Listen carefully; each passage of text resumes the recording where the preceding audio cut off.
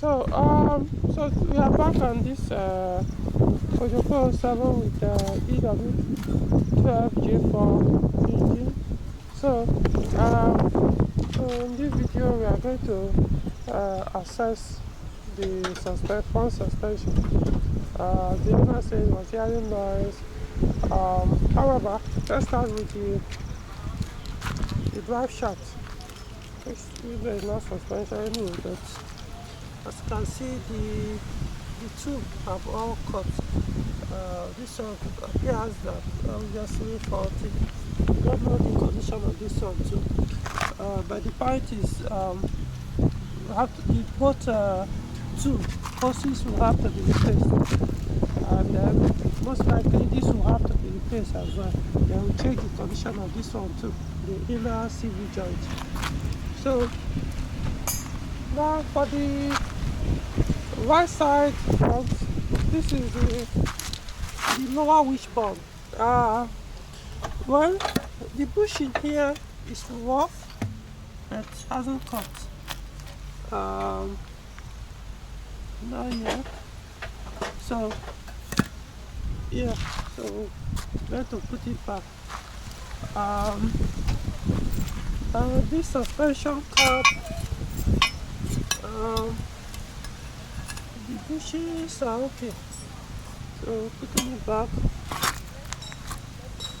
Now this housing, pushing here okay as well. This one's here too. The bushing here started peeling off a little bit, still okay. The upper ball joint is okay. So now let's look at the hub.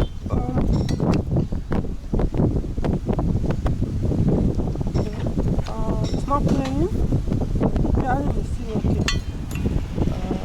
Surface here is okay.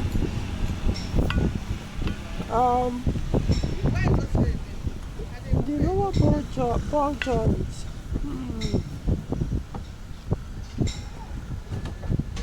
It has a small play. There's a small play. So it hasn't failed completely, but it's on his way out. So I'll discuss with the owner, and with him I'll replace this. Remember, if this thing fails completely, it will pull out the tire. So the tire is replaced. He's on his way out actually. So now this is the front left assembly. So the bushes here okay as well. This lower one here okay. I don't want to bother with the upper ball joint. Actually, it has been replaced before. I don't know where it was done, whether it was done outside Nigeria or here, but it's been replaced. This upper one, including this one. You can see it has been replaced before. So what I would recommend, since the right one is on his way out, this lower ball joint is already, it has a tray here. So I've talked to him. We're going to change it to both. That's very dangerous. It pulls out for the now the drive shaft. This one's boosts are still okay. We don't know about the condition of the piston. It appears this could be the one that failed. As you can see, it has broken the boot hole. So most likely that's the source of the noise. The one that the owner says that was making, especially the outer CV joint, was making the sound of ka. When we start, we might decide to take it to, because to replace this we need to take it to, there are technicians that specialize in replacing the CV joint and drive shafts. So that they will check both of the CV joint on the left front, and probably look at this one too, but this one looks okay physically. Let's look at the BRL. Okay, the BRL is still okay. Now this is the shock absorber on the right, front right, the strut. So this is strut. No leakage, but for us to know ascertain how good it is, we may have to remove the mount, the spring, and then check if it has lost pressure. That will determine whether there is a need for us to add pressure to it. So these are on this. We're about to remove this one so that we also we have to take it. There are people that specialize in removing them, and then if need be, we add the pressure. So after that, deal with this coolant leak here. I showed you guys in the previous video. So for now, for the drive shaft, obviously this one needs repair and replacement. Not sure of this one yet. Most likely there might not be any work to be done. The shock of the strut yet to be confirmed. However, there's a boot here. You can see those ones are broken, they've torn, and these things are hard to get. So probably may, I don't know. Likewise, this one too. That's fun as well.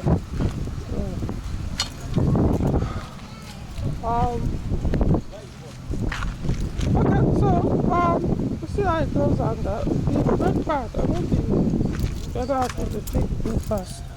Front ones are still okay. This side.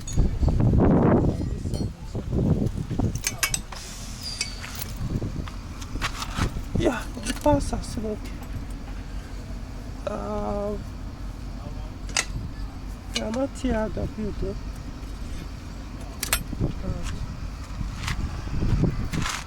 Okay. So likewise, this one, the lower wishbone is okay. The bushes are okay.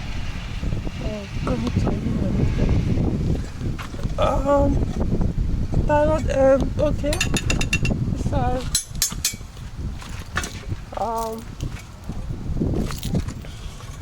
This one side okay as well. So I think basically everything is okay. Let's look at this lower engine mount. Yeah, it's okay. It's right. Oh, it has cracked.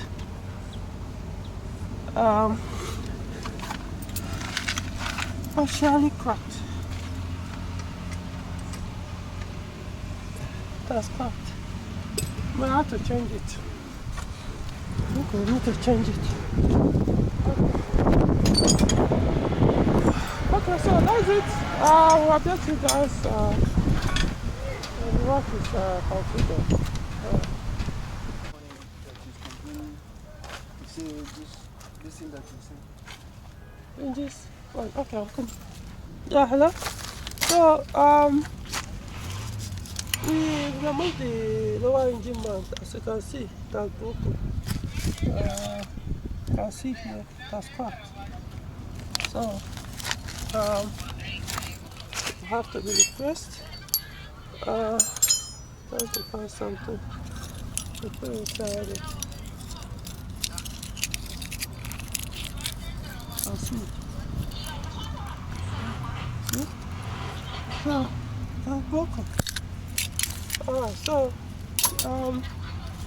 because the dish anyway, we have to replace. So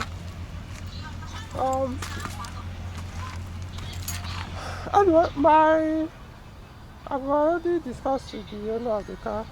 It's up to him to decide what he is going to do, can afford to replace right now, or replace everything that I've pointed out. I've done my recommendations, so I always tell people, if you drive a 407, do not go into repair until you are financially ready. I always mention that. Sometimes I advise people, go and get up to certain amount, and then before you come for front suspension overhaul on a 407. Do not assume that it could be only one thing, otherwise you are just wasting your time. You have to dismantle it before you could be able to see what is bad. Otherwise, like I say, it could be a waste of time. Don't make any assumptions. You could think, oh, it's just only one part based on the symptom. By the time you dismantle it, you realize if you don't do this kind of complete dismantling, you just go ahead and replace only one part without removing the entire thing. You'll be surprised the noise you are trying to eliminate will remain there or even get worse after you must have replaced what you think will be the problem. So it's always good. Pieces it, that's the design of the car. There's nothing you can do about it. If you want to own a 407, this is the price you have to pay. You always have to do this whenever you have to check your front suspension. That's the only way to know exactly what is faulty. Like I said, it's up to you. You can still put everything back if you can't afford it, but it's pointless. So if you know you can't, if you're not financially ready, don't go into the repair. Wait when you can, then you deal with it. Or you dismantle it, then you make a choice, the one that has to be, that can be very dangerous to manage. For example, the lower ball joint, do not manage this. You see this ball joint, don't even bother. It is bad, replace it. Other ones, worst case, will be hearing noise. You see this one, what will not happen is you drive one day, the next thing, boom, your tire will pull out completely. You see that in Nigeria, that usually happens to Honda Accord. That's what is going to happen to you if you ignore this. Now, likewise, the engine, the struts of 407. If there's also some noise that will be hearing, if you ignore it, it can break. This mat can break, and if it breaks, what will happen? One day, the shaft will pull out from here, and then hit the bonnet, push it out. So, as I tell people, 407 is not a car you will be sounding on a rough road. You have to be driving the car gently to minimize maintenance cost of the suspension. So, these two things, this one, the strut mount and the lower ball joint, do not joke with them on the 407. Other ones you can keep money until when you can deal with them, but these two, sometimes experience might be your best teacher anyway. So, okay, I've forgotten. I've also checked the stabilizer links. They're okay. So, no need to replace them. The car doesn't really have much replacement or job to be done on the front suspension compared to other ones diagnosed and fixed for 407 front suspension, mostly front. This one just feel.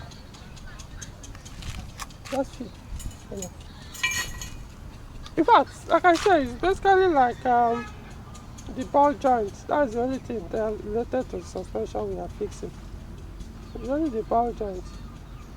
The engine mount, we usually call it suspension component, not really. So it's only the ball joints, which have not actually failed completely, but they're already playing, acting up. So they're not failed completely, but sooner you replace them, the better. Okay, so alright, so we'll update as work progress. So these parts are back. I see you put the new bushing on this one. This is the old one. You can see we change the ball joint. This is the new one. I don't do one yet. You can see same one working. So the shock absorbers too, they are very no pressure at all. So you have to apply pressure on them. So I'm mounting them back. So this one, everything is in the belt. As soon as you mount them, Then we'll deal with the coolant leak and the thermostat housing. Also, the TV brand, this is the old one with the torn boots. The old version. So, change this one. Change the two boots. Okay. So, rotate. So, this one we didn't take it down. We tried what the bottle. Doesn't look like we have problem. So what will happen is mount it, drive the car. If it makes noise, then we'll know how to deal with it. Okay, so this is the other ball joint. Last year. The old one that was big. Input 110. So we've mounted the suspension and can come down. So now we are trying to deal with the thermostat housing. Let's get into it. Yeah, as you can see, I'll remove it. So we want to put a LTV gasket maker on them. Alright. So now this is a new BSF. Let's see. I've actually opened it up. I said it before, I was the one that opened it. So this is a new one.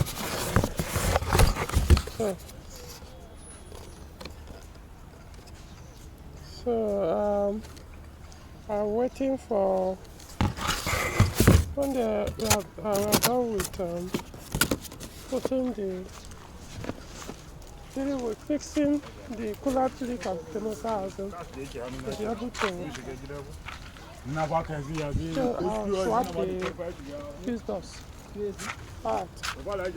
So I'm swapping the fuse doors. This is basically the PSF. What I meant was otherwise known as PSF. So this is the new one. The new one is coming. This is the new one. So there's a slight difference. You can understand on the type of fuses. And so anyway, both of them are LO2. So we'll see. Like see, we'll remove the thermostat housing and apply RTV silicone gasket maker. So later we'll use water and wash off this old coolant that stained the thermostat housing. So that when we mount when we put coolant back and read the system, we'll be able to monitor to know if it will still leaking in the future. So okay.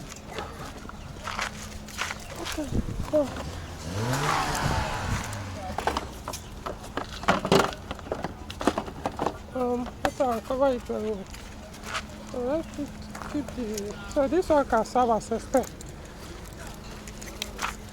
Woo! You can see. As something is wrong already. You can see it has started to swell up. Look at it. Look at the. You can see it's from the bottom side. You can see it's no longer straight compared to the new one. So this could be the reason why it's been acting up. The part of it that controls the fuel pump. So let's see. Okay. Alright. Mutuwa ne kare mu kashe ni kawai mota. We have to grade out some of the Allah a duniya Allah tun da nake a jake da mota. Wata sanin cewa a duniya akwai wahala a mota na rantsi da Allah ba san da hawa. Tiri mota watan na mota wakta ku. Okay, so as you can see, we started the car with the new GSM, the fuse box. So it's running. So the headlight is on. So let me test some of the functions of the GSM. Okay, it's working. Let's see the wiper. It's working. Radio, power zone, CAC. Okay, AC comes up. the blower comes on. So let's see whether the car works.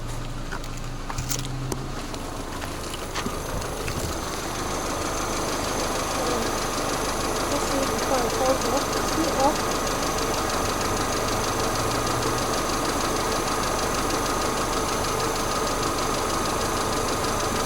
Okay, started working now. Okay, so basically the primary function of the fuse boxes, they are working with the new one. That is one or two, I don't remember. So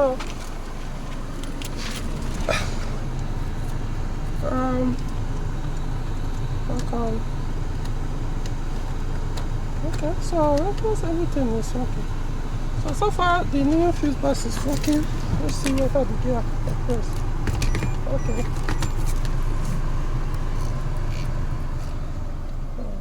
Let's try it again. This is my full light. Definitely me watch camera. Yeah, I'm coming. Okay, so okay, so that brings us to the end of the repair. So next thing now is to take it out and then drive to be sure that the suspension, there's no noise coming out from it, and so we'll call it a day. Alright, see you next video.